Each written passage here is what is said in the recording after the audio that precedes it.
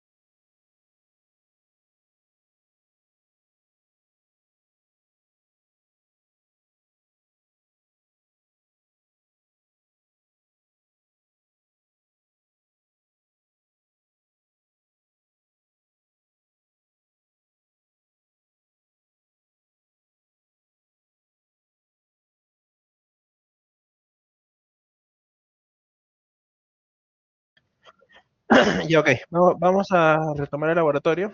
En este caso, bueno, buen día con todos. Vamos a ver el tema del manejo de colecciones, que es parte ya de del segundo capítulo del curso, ¿ya? Para esto voy a seguir trabajando sobre el proyecto que trabajamos la clase de ayer.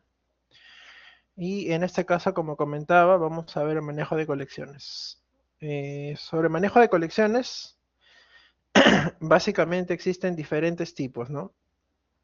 De hecho, seguramente en algún curso previo, como en los cursos de Java o el de JavaScript, ya se ha visto algunas estructuras, ¿no? Estructuras clásicas. Bueno, la más clásica es la lista, ¿no?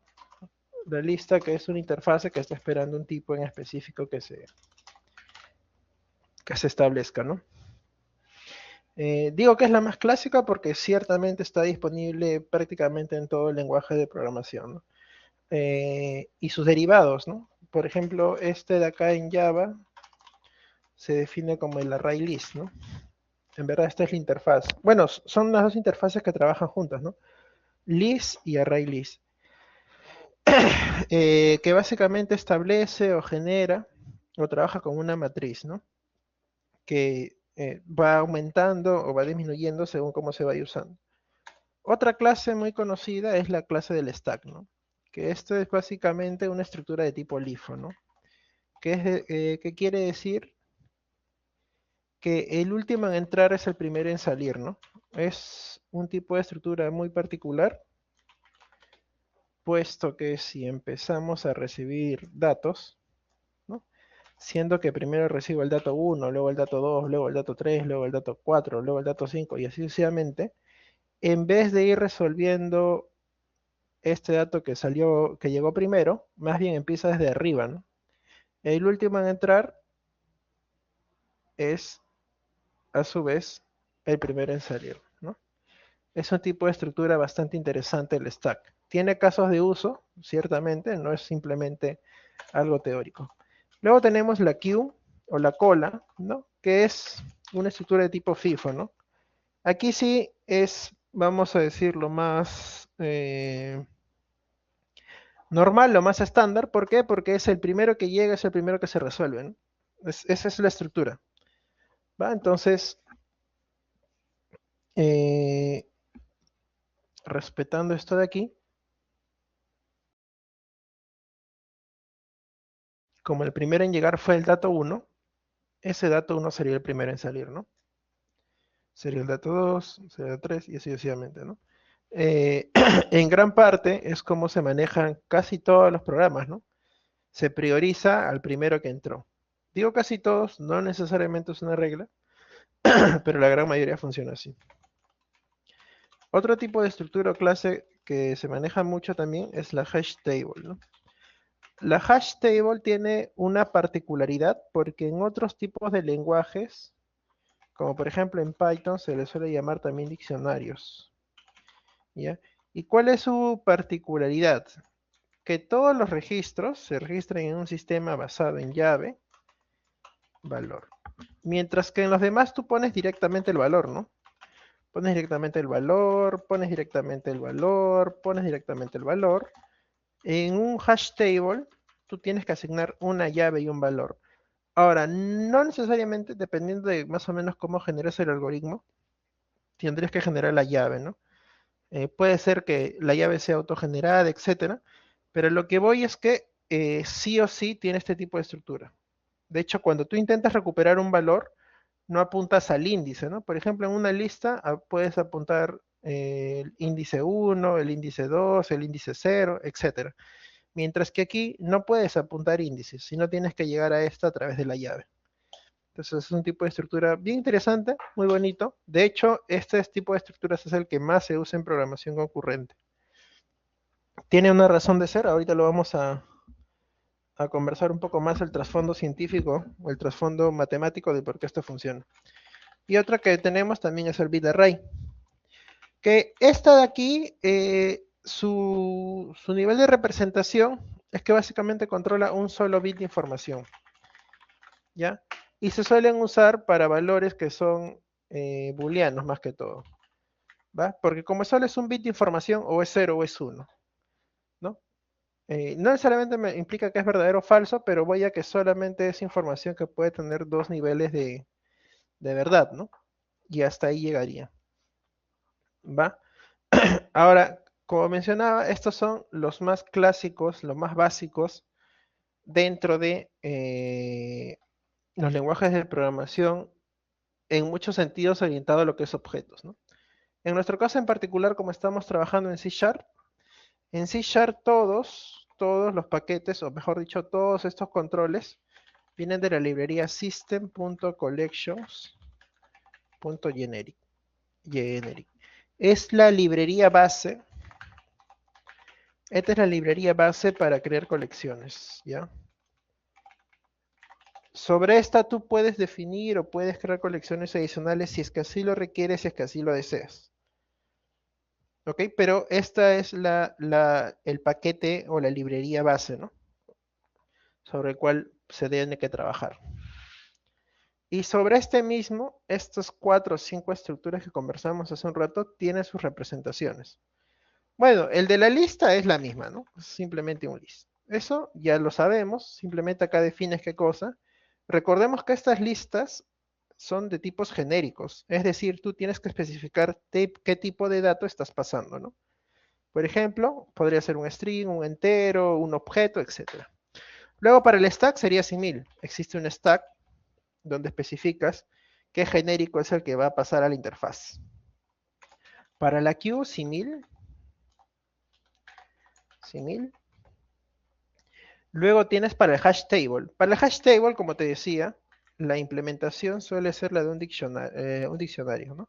Donde tienes dos genéricos en este caso, ¿no? Un T que hace referencia al genérico de la llave y un R que hace referencia al genérico del valor. Ya depende mucho ahí tú cuál es el que según vayas a usar en tu lógica de programación.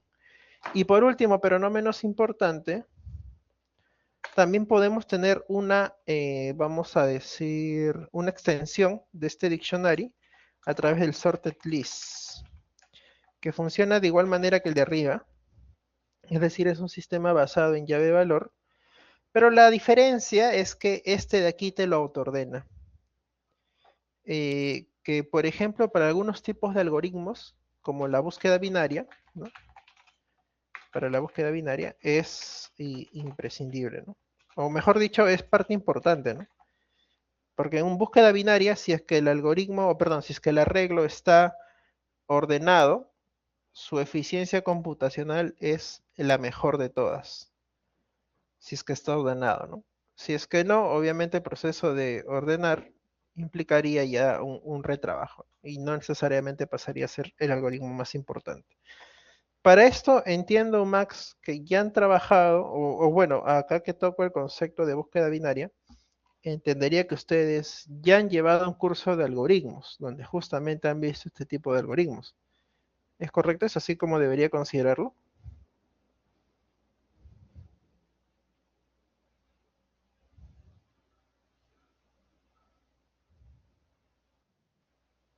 Ah, ya. Bacán, bacán, bacán.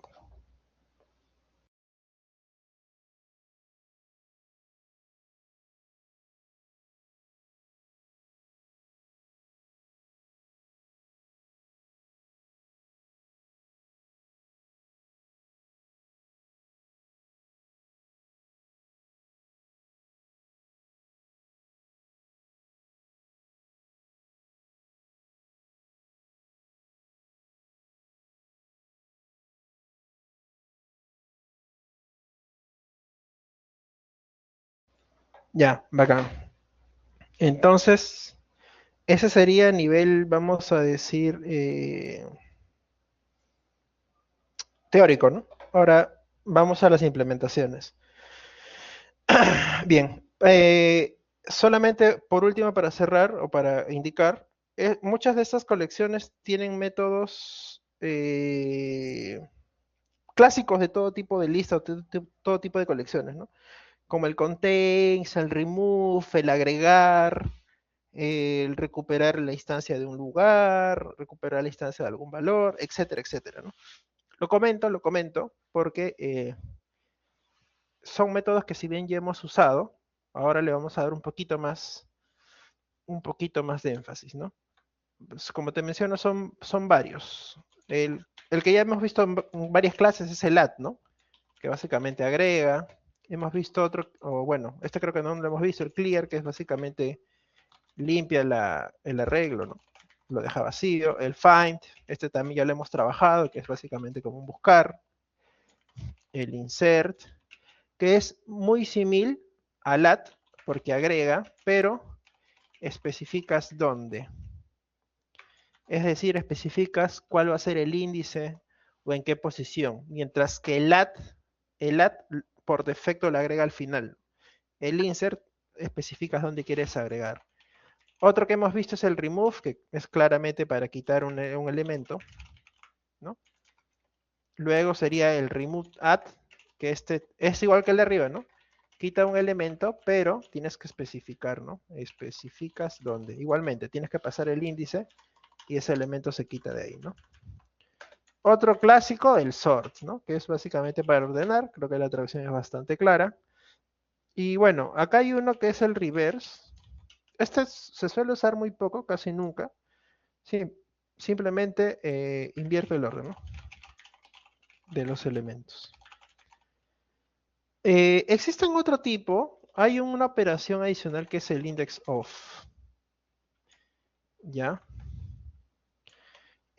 Personalmente no suelo usarlo. De hecho, considero que es de las operaciones más costosas a nivel computacional dentro del manejo de arreglos o de listas.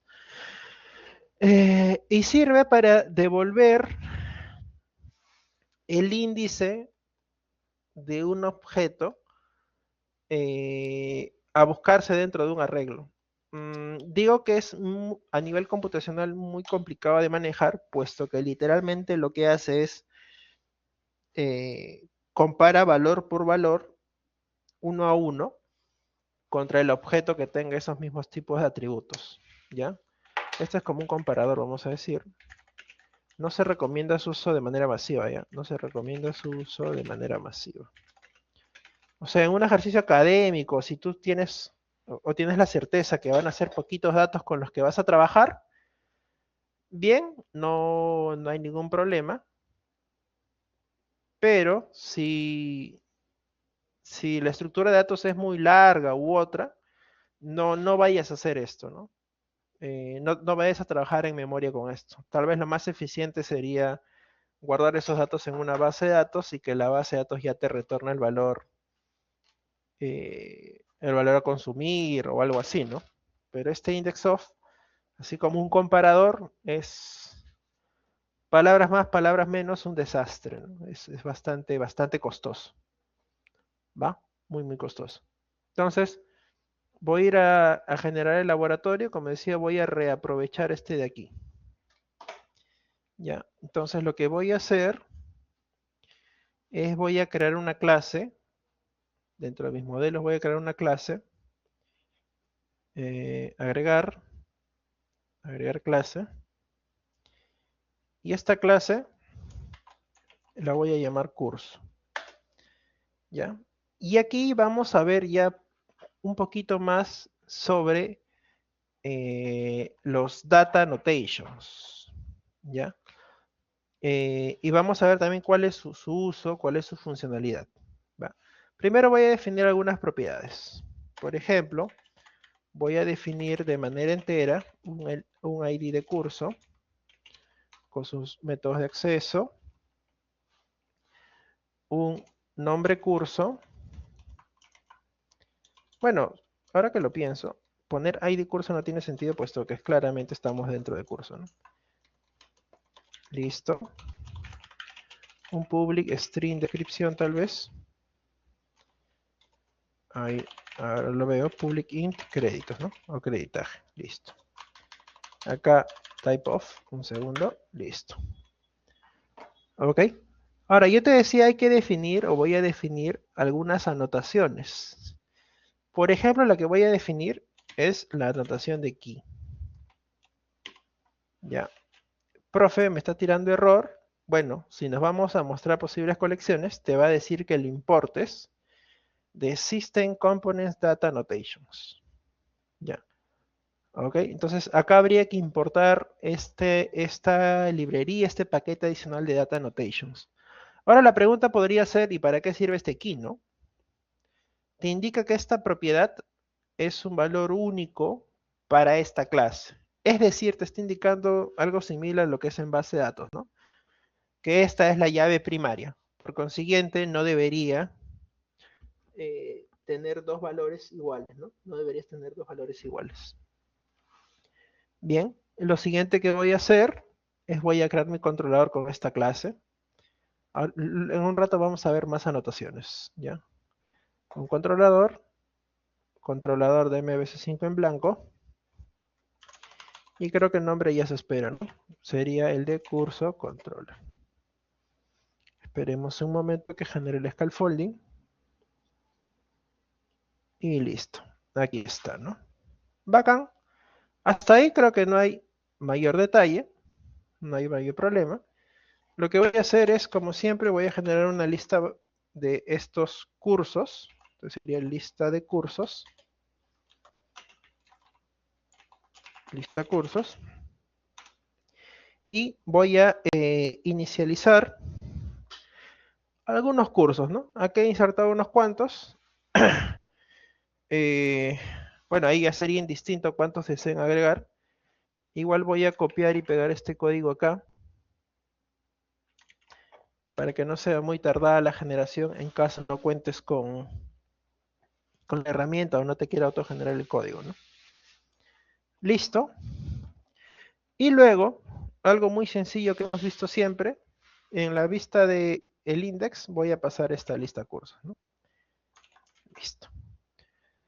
¿Por qué razón? ¿Con qué sentido? Creo que ya lo sabes, ¿no? Voy a generar justamente esta vista. Bueno, generar vistas es algo ya casi un chiste, ¿no?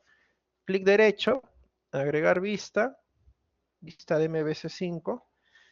Y bueno, ya sabemos que esta es la de index. Chan, chan, o bueno, la de list, ¿no? Y la clase modelo especifica la que vamos a trabajar. Como en este caso yo estoy trabajando con curso, es inherente, me parece, que coja la de curso. Le doy a agregar. Esperamos unos momentos y claramente vemos que ya autogeneró, ¿no? Bien. Si intento levantar mi vista un momento.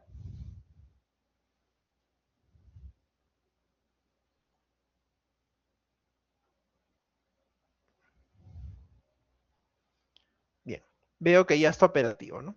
Hasta aquí no hay nada nuevo, ¿no? Cualquiera puede decir, profe, está haciendo código que ya hizo muchas veces. No hay nada de novedoso, nada extravagante. Y ciertamente te doy la razón, no voy a decir que no. Ahora sí hay que darle el plus, ¿no? Ya. Hasta ahí fue nada más que un repaso. Voy a regresar a mi curso controlador, y voy a mostrarte cómo empezar a trabajar con filtros. ¿Ya? Entonces voy a crear un public action result llamado filtro. ¿Ya? Y bueno, recordemos el hecho de crear un action result y el error siempre va a salir mientras no lances un view. Bueno, hasta ahí creo que está bastante sencillo, nada interesante. Bueno, profe, ¿ahora qué va a hacer? Bueno, lo siguiente que voy a hacer es voy a definir la vista de este filtro. Voy a crear su vista, ¿va? Clic derecho, agregar vista. Igual, ¿no? Vista de MVC5. Y la plantilla que voy a usar va a ser la misma, va a ser también la de lista. Y de hecho también voy a apuntar hacia este curso, ¿ya? O sea, prácticamente estoy repitiendo la vista, ¿no? Palabras más, palabras menos, estoy repitiendo la vista. Pero ahorita vamos a ver la diferencia. Pues obviamente va a haber una diferencia en un ratito, ¿no? Voy a crear la vista y ya está. Ya. Profe, hasta ahorita, profesor, su código en ambos lados no ha cambiado absolutamente en nada. Y te doy la razón. De hecho, si tú levantas la vista de filtro que hemos creado ahorita, te va a levantar exactamente lo mismo. No va a haber absolutamente diferencia entre una y otra, ¿no? Bueno, acá me está tirando error en el model Creo que ya sabemos por qué, ¿no? Porque no estoy pasando nada a la vista. Ya, pero está bien. Por ahora no voy a pasar nada a la vista. Voy a asumir ese error como que el código ya está bien, ¿no? Porque simplemente sabemos qué cosa, que lo que está faltando es pasar un listado. Ya.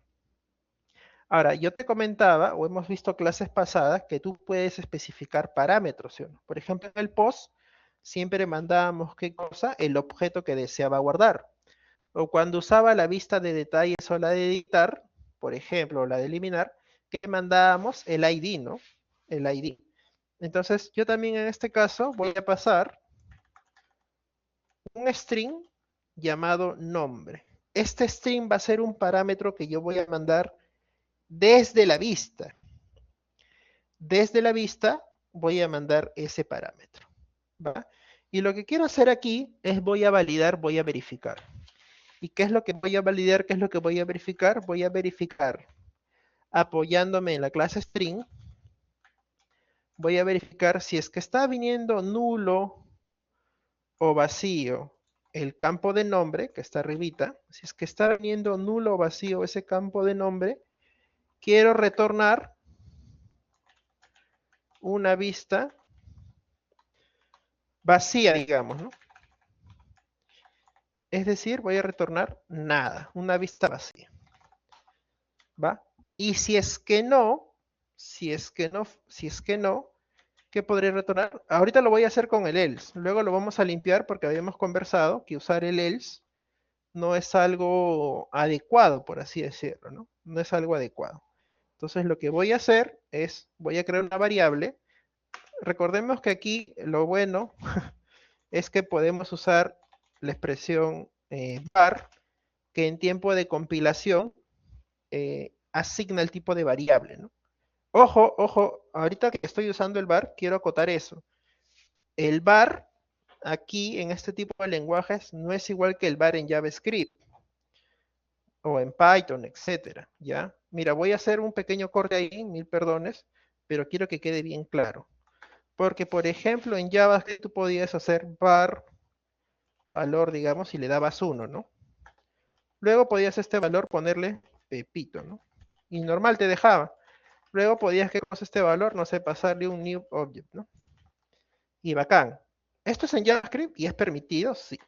En lenguajes compilados, como por ejemplo Java o C Sharp, puedes usar también el var, pero el var no es de tipo dinámico. Va a pasar esto. Tú puedes poner esto y luego si intentas hacer algo como esto, no te va a dejar, ¿ya? Profe, pero ¿por qué si estoy usando lo mismo que JavaScript? Sucede que JavaScript, recuerda, los tipos de datos se van cambiando según la ejecución. Mientras que aquí, cuando el programa compila, empieza a compilar línea a línea. Y lo que hace es que cuando va a llegar esta línea, va a decir, oye, este es un tipo var, o sea, yo tengo que hacer la chamba, llamada valor, y que está guardando un valor de 1. Entonces, a esta variable valor le pone un tipo de dato entero, ¿ya? Es decir, lo transforma entero. Y claramente a un entero no le vas a poner Pepito, bueno. ¿Ok? O sea, esa es la diferencia. Puedes usar el var, sí, pero el var no quiere decir que sea dinámico durante la ejecución del software. Simplemente cuando compile, la primera vez que hagas una asignación de valor, va a recuperar o va a inferir ese tipo de dato. ¿Ya? Y luego no va a poder cambiar. ¿Ok? Lo comento como un hecho anecdótico porque no se vaya a cruzar con el concepto en JavaScript que sí podías meter var a todo, ¿no? Bueno, no usabas var, no usabas un LED, pero a lo que voy es que no es de ese tipo de dinamismo, ¿va? Entonces, en este curso valor, ¿qué voy a hacer? Voy a hacer un filtro. ¿Cómo voy a hacer ese filtro? Voy a recuperar la lista de cursos y a esta lista de cursos voy a usar el where. El where que te dice, filtra una secuencia de valores en función de un predicado. Bien, recordemos, yo suelo poner la letra E de elemento, no sé si es una buena o mala práctica mía, pero se me ha quedado muchísimo desde siempre. Y lo que voy a comparar es de cada elemento, el atributo del nombre, lo voy a comparar o voy a verificar si es que empieza con lo mismo, ¿de qué? De lo que estoy mandando como parámetro, ¿no? ¿Ok? Creo que sí es explicativo. No sé, si no es muy claro esta sección del código me lo comentan, pero yo creo que sí, ¿no? Estoy recuperando el valor de nombre de cada elemento y estoy comparando, verificando si inicia con lo mismo que estoy pasando acá en nombre, ¿no? Luego, si es que esto sucede, o mejor dicho, lo que encuentre, mejor dicho, lo mandaría a que retorne hacia la vista, ¿no? ¿Ok? Y bueno, acá afuera ya no haría falta esto de acá, ¿no? Por ahora lo voy a dejar así. Les había comentado, me parece, no sé en qué clase, no estoy seguro, que en desarrollo de software, vamos a decir, fuera del ambiente académico, es decir, en el ambiente profesional, el else está casi prohibido, ¿ya? Y eso es algo que ustedes pueden dilucidar, conversar o hasta discutir o ponerme en contra. Normal, todo sea bienvenido. ¿Ok? Pero lo comento porque no se suele usar y ahorita vamos a hacer la conversión, ¿no? Seguramente ya lo sospechan por dónde va, ¿no?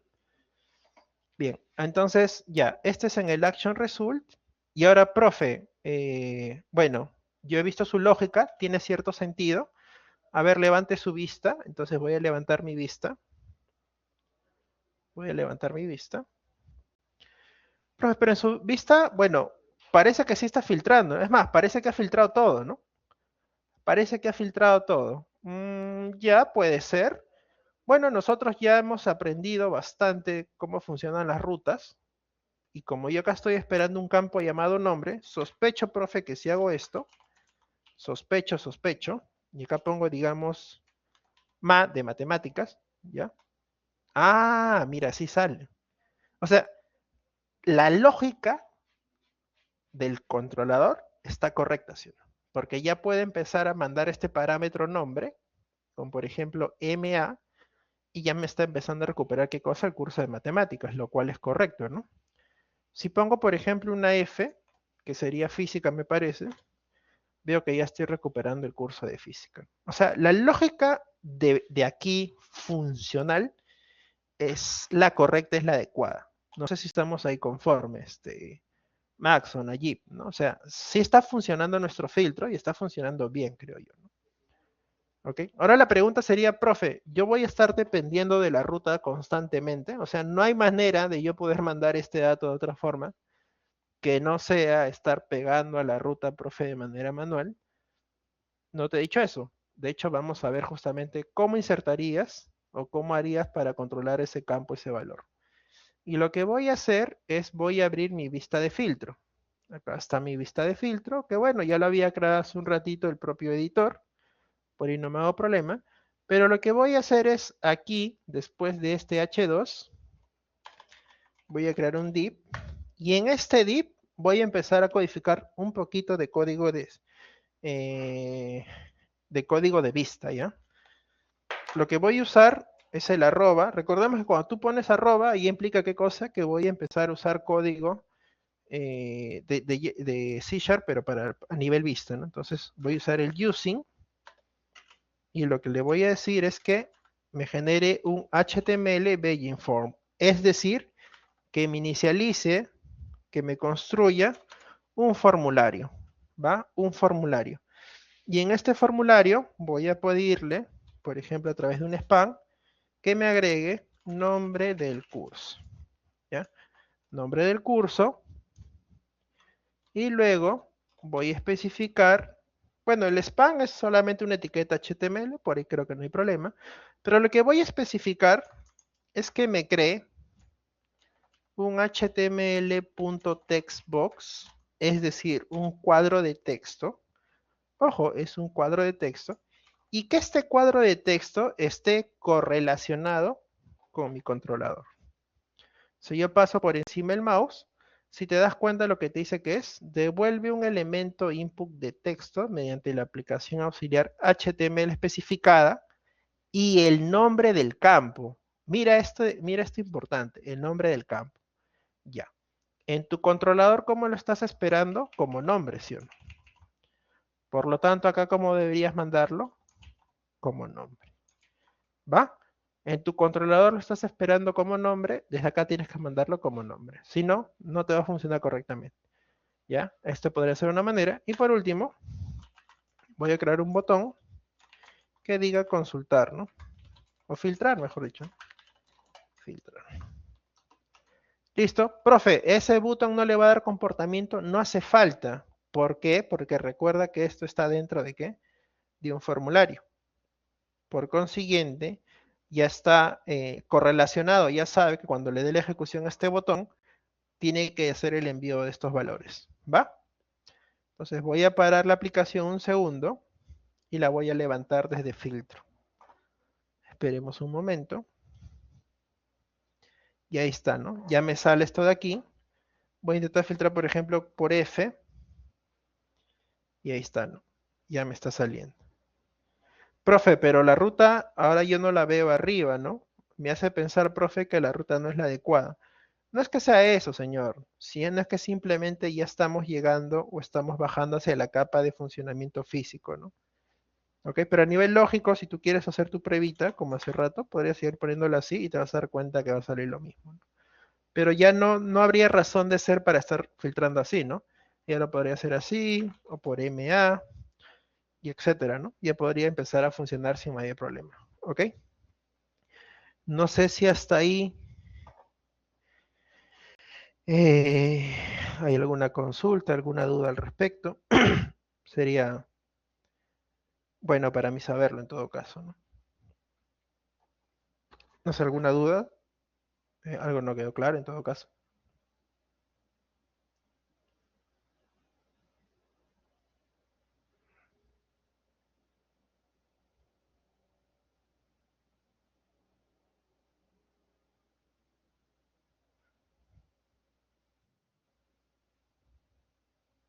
Ya, ok. Antes de retomar el otro laboratorio, vamos a unos 10 minutazos, ¿verdad? ¿Te parece? Y ahí retomamos para continuar el otro laboratorio, porque voy a seguir trabajando con un poquito más de etiquetas, ¿ya? Vamos a darnos 10 minutazos. Gracias.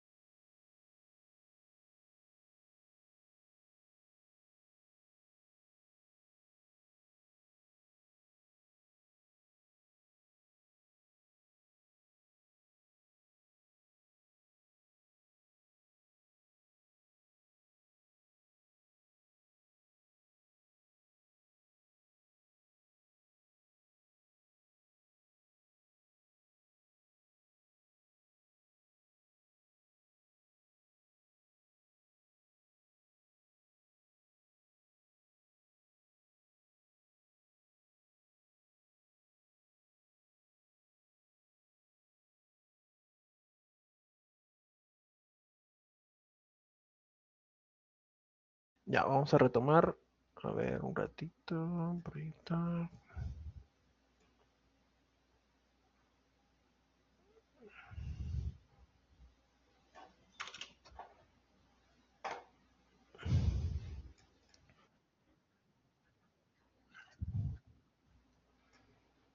Ya listo. Entonces, aquí ya estoy volviendo a proyectar. Bueno, está donde nos quedamos el código. Y ahora vamos a trabajar, o vamos a ver cómo trabajar con enums. ¿Ya? Para esto voy a, en mi modelo, voy a agregar una clase. Y esta clase le voy a llamar producto, ¿ya? Esta clase la voy a llamar producto. Esta clase llamada producto le voy a definir algunas propiedades. Como cual, como public entero, ID, un nombre, una descripción, un precio. Bueno, podría ser también tal vez un stock, ¿no? Un stock. Y a su vez, como indicaba, voy a definir un enum. Un public enum llamado. Le vamos a poner categoría, ¿ya? Y aquí, en vez de descripción, le voy a poner justamente eso, ¿ya? Aquí entonces va a ser ¿qué cosa? Categoría. Va, categoría, categoría. Listo. Entonces, si nos damos cuenta, estoy definiendo aquí una clase llamada producto, que va a tener estos 5 atributos, el ID, el nombre, la categoría, el precio y el stock. Y por otro lado, tengo un enum llamado categoría, donde estoy definiendo 5 categorías como tal. Recordemos que el enum, por si no lo tenemos muy claro, el enum es una estructura de datos muy similar a un arreglo, etcétera, en el cual tú defines cuáles son todos los valores disponibles, ¿no? Es decir, de manera explícita tú le estás diciendo que en el campo de categorías solo se va a recibir o esperar en todo caso estos 5 valores. No va a haber razón para esperar otros adicionales. Ahora, una vez creado el modelo, repetimos el flujo, ¿no? Me voy a mi controlador, agregar controlador, controlador de MVC5 en blanco, y procedo a crear el controlador para el manejo de producto. Listo. Una vez que tengo esto, podemos empezar ya a definir comportamientos. Por ejemplo, lo que voy a hacer es voy a definir una lista de estos productos y le voy a llamar lista productos, ¿no? Para la redundancia, donde esto voy a inicializar, ¿no? Listo. Estoy inicializándolo de manera vacía. Y bueno, en la vista de index creo que ha sido un ejercicio que llegado a este punto es casi repetitivo, ¿no? Lista productos. Ya. Hasta ahí, todo bien, nada nuevo, nada interesante. De hecho, puedo crear mi vista que es simplemente ejecutar o aprovechar el sistema de plantillas. Súper rápido.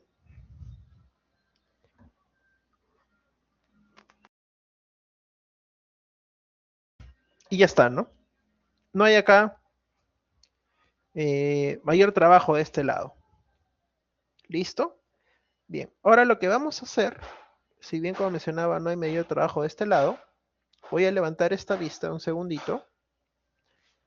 Voy a levantar un ratito esta vista porque quiero que veamos algo muy particular, muy curioso. Ya listo, acá está. Recordemos, o solo para acotar, este @html action link, recordemos que no es más que un famoso ahref por detrás, ¿no? Un ahref donde el primer atributo que estás mandando es básicamente cómo quieres que salga en la vista y el segundo es la ruta hacia la cual quieres redirigir. Bueno, la ruta voy a dejar que sea crear, pero acá voy a definir que lo que quiero que salga en la vista, quiero que diga es nuevo producto. Además, recordemos que no es lo único que puedes hacer en este tipo de HTML Action Links. De hecho, puedes pasar más atributos adicionales porque este action link está sobrecargado. Si yo paso por acá encima, te dice que espera hasta 9 sobrecargas. ¿Va? Entonces, si yo quiero ver cuáles son esas nuevas sobrecargas, podríamos checar la docu o en su defecto verificar algún otro detalle. Lo siguiente que voy a pasar es voy a agregar, o mejor dicho, le voy a pasar un parámetro nulo, es decir, no le voy a agregar ninguna información adicional. Y luego voy a empezar a agregar atributos o etiquetas de HTML. ¿Va? Mira, si te das cuenta y ves, tienes el link del texto, hacia qué action name vas a ir, ¿ok? Luego los valores de la ruta, como te digo, yo le estoy pasando nulos. Y por último, atributos HTML. Ajá, eso es lo que voy a definir. Entonces voy a definir los HTML attributes. Van a ser los siguientes. ¿Qué atributos voy a definir? Voy a definir o voy a agregar lo que son clases de Bootstrap. Recordemos que para agregar clases de Bootstrap o en general cualquier tipo de atributos HTML, ¿cómo hacemos? Arroba y defines qué es lo que quieres hacer o qué atributo deseas agregar a esta etiqueta. ¿Qué deseo agregar? Una clase. ¿Va? ¿Qué deseo agregar? Una clase. Y como esto es, o mejor dicho, tiene Bootstrap por detrás, puedo agregar que sea la clase de un botón y es más, hasta elegir qué tipo de botón, ¿no? Primary button. ¿Va? Primary button. Por lo tanto, si acá actualizo, ya veo que me está saliendo justamente eso, ¿no? Más que todo es para arreglar un poquito, vamos a decir, esforzarnos un tantito más en la parte visual, ¿no? Pero vemos que no hay mayor detalle. Luego, si queremos, también podemos aprovechar qué cosa en cambiar acá abajito, ¿no? Sería editar tal vez, ver, ¿no? Y eliminar. Bien, los paths no lo vamos a cambiar, considero que están ok, que no hay ningún problema por ese lado. ¿Va? Hasta ahí vamos excelente, creo que vamos recontra sobrados de tiempo. Lo que voy a hacer ahora es voy a repetir el flujo de crear. ¿Va? Voy a repetir el flujo de crear. Dame un segundo, listo. Entonces sería simplemente un public action result llamado create, ¿no? Llamado create. Y recordemos que para crear, ¿no? Este es ya como que casi repetitivo, pero afinando o repasando para el examen del martes, tienes que especificar que son dos comportamientos, ¿no? Uno que es el get y el otro que es el post. La diferencia entre uno y otro es que básicamente en uno vas a pasar un producto como parámetro, mientras que en el otro no va a hacer falta. ¿Va? En el otro no va a hacer falta. Hasta ahí creo que vamos también sobrados, no hay mayor detalle a nivel de codificación. Lo que voy a hacer ahora es, ahora sí vamos a trabajar un poquito con esto, ¿no? Y recordemos que esta lista de productos, así como está ahorita, se va reiniciando constantemente.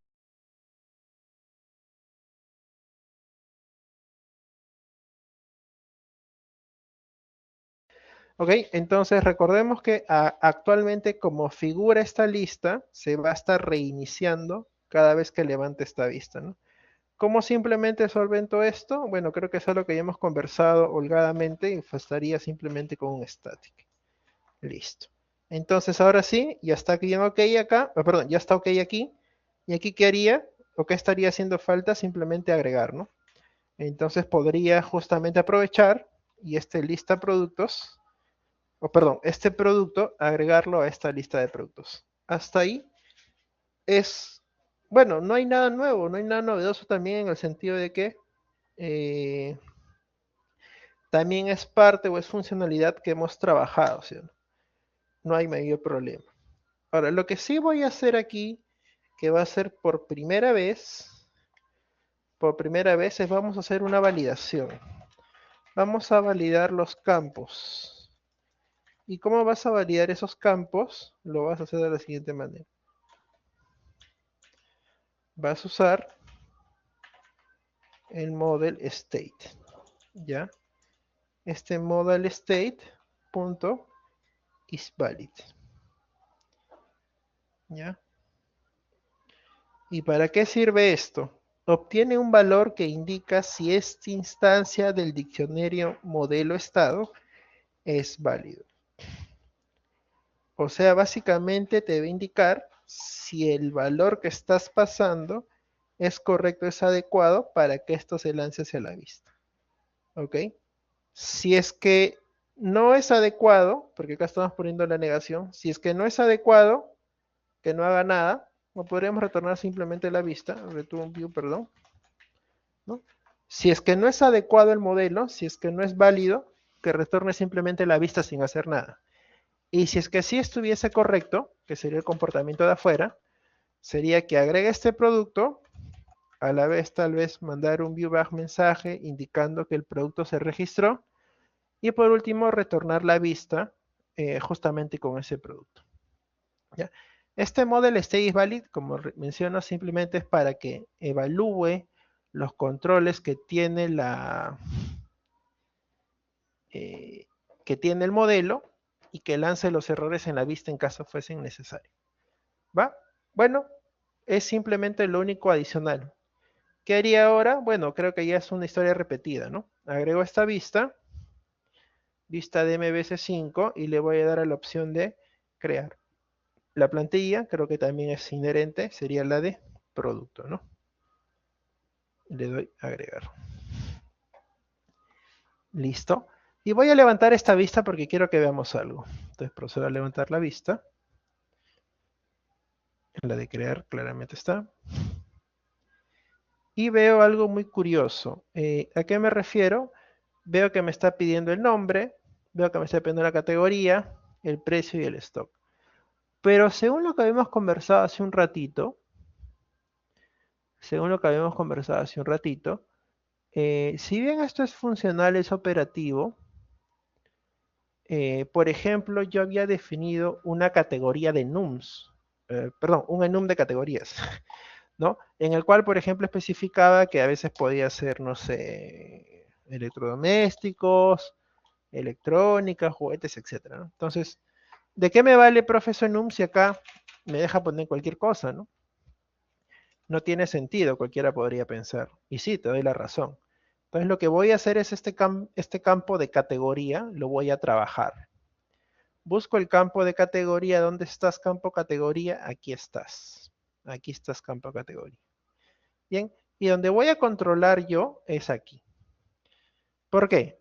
Porque este editor for hace referencia a que se me dio el nombre, al input, ¿ya? Al cuadro de texto para que tú puedas insertar valores. Este edit for a eso hace referencia.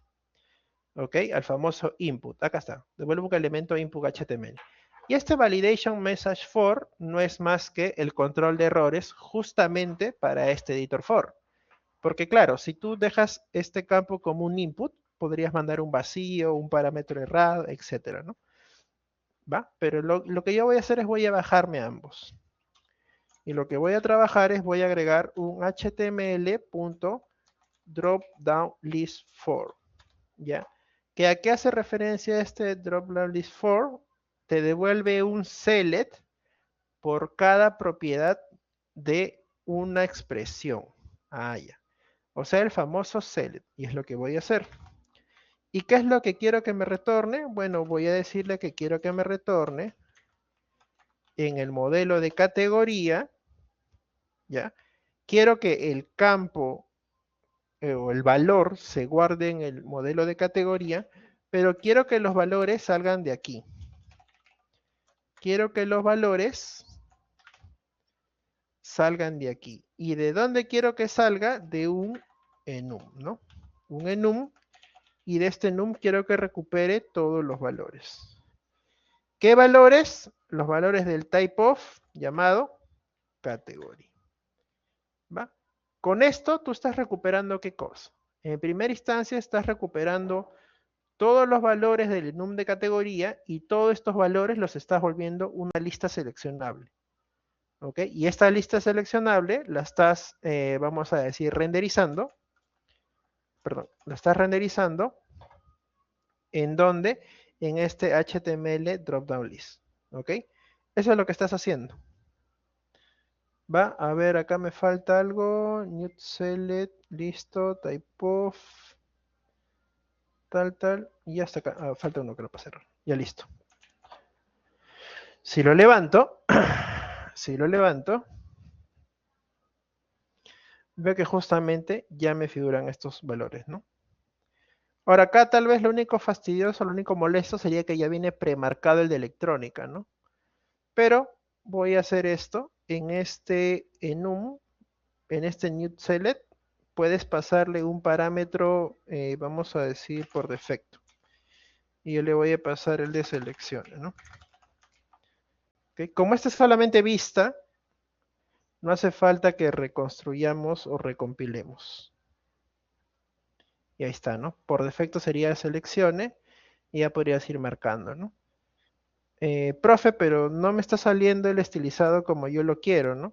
Me gustaría que salga como estaba aquí o con este new control. Bueno, eso ya son temas de estilo, ¿no? Ahí en el tema del estilo creo que tú eres mucho más prolijo que mi persona para poder estilizarlo hermoso, ¿no? Bien, bueno, por ahora lo voy a dejar aquí esto así. Vamos a verificar que se complete el flujo. ¿Dónde está el de crear? Bueno, acá le voy a simplemente, vamos a decir, cambiar un poquito. En vez de create como tal, que diga crear, ¿no? O guardar tal vez. Guardar. Y recordemos que en el controlador, yo le estoy mandando un viewBag llamado mensaje. Empero debería ser buena idea que aquí también tal vez, bueno, ahí ya depende de tú dónde prefieras, ¿no? Yo lo voy a poner aquí. Y aquí insertaría este viewBag mensaje. ¿Va? Con eso creo que ya estaría ok. Si levanto nuevamente mi aplicación,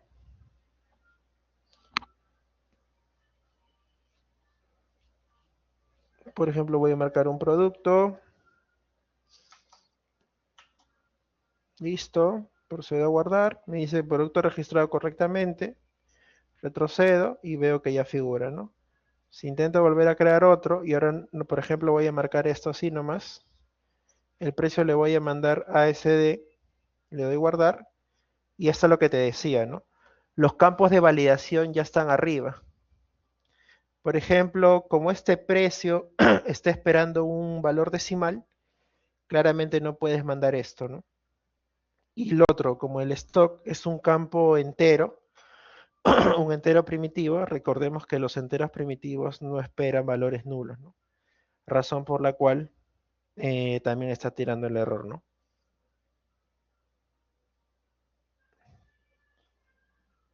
No sé si hasta ahí, por ejemplo, hay alguna duda, alguna consulta, ¿no?